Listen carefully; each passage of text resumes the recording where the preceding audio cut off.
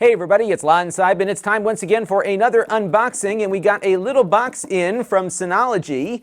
This is a brand new NAS called the DS620Slim, and it looks like they're making more than just that 419 Slim that we reviewed the other day. We are going to unbox it here and then review it soon on the main channel. And let's see what is inside. So we've got our power adapter here. We have an Ethernet cable, another Ethernet cable, a US power plug or wire. We have some keys and we have some screws. Let's see what is inside here as we take it out of the box. It's actually, these things are really cute, these little network attached storage boxes. Now this one's a little more robust than the one we looked at the other day on the main channel. That one was the 419 Slim. It had 4 drive bays on it, and it fit 2.5-inch SATA drives, including SSDs. And I pointed out a couple of things that I wasn't crazy about with that one, namely the fact that it had kind of a low-powered ARM chip.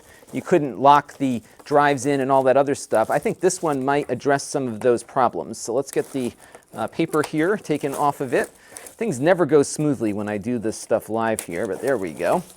And look, it's like a little mini version of their larger 1019 we looked at recently. Pretty cute. So there's the front.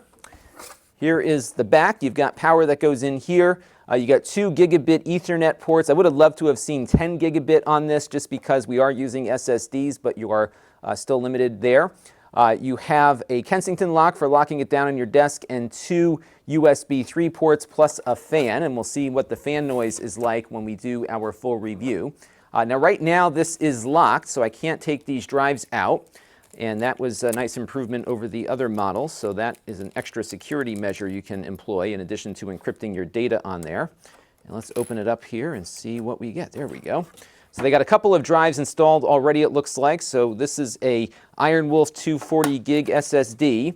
These don't come with drives when you get them, so you do have to supply your own. Let's take a few more of these things out and see what we get. So we have nothing in these other bays here, and it looks like they've got a second one here. So what I'm going to do is actually populate all 6 of these slots. And the reason why you want a 6-slot NAS is that you can set it up a couple different ways. I would actually suggest using the SHR2 mode, and that will allow for 2 of these drives to fail without data loss.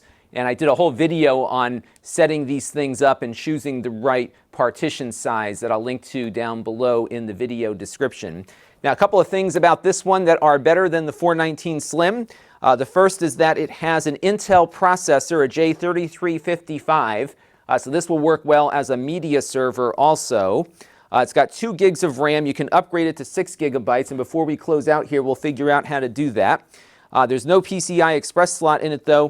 2 3.0 USB ports in the back there. 2-year warranty. It's selling for $449 diskless.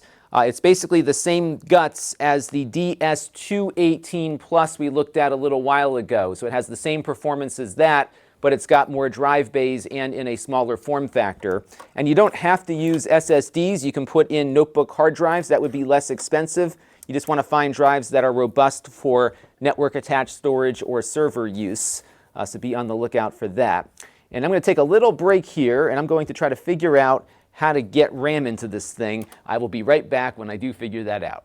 All right, it took some wrenching, but I did locate the RAM, which is on the bottom. This is DDR3 RAM.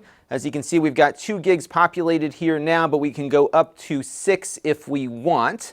So there you go, and that is it. So the fan here actually can be taken out separately and serviced. It kind of snaps into the back of the case there, so if it gets dusty, you can clean it out.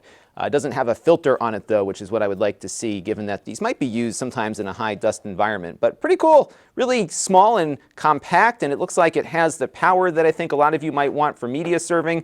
And we'll put it to the test very shortly on the main channel at lon.tv once I put it all back together and get it booted up. Stay tuned, a lot more to come on this. This channel is brought to you by the lon.tv supporters, including gold level supporters, the 4 Guys with Quarters podcast, Tom Albrecht, Brian Parker, and Kalyan Kumar.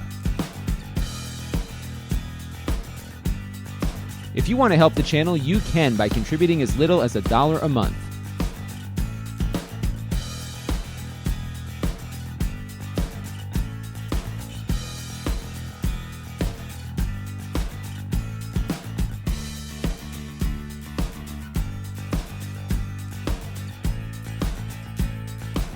Head over to lon.tv/support to learn more.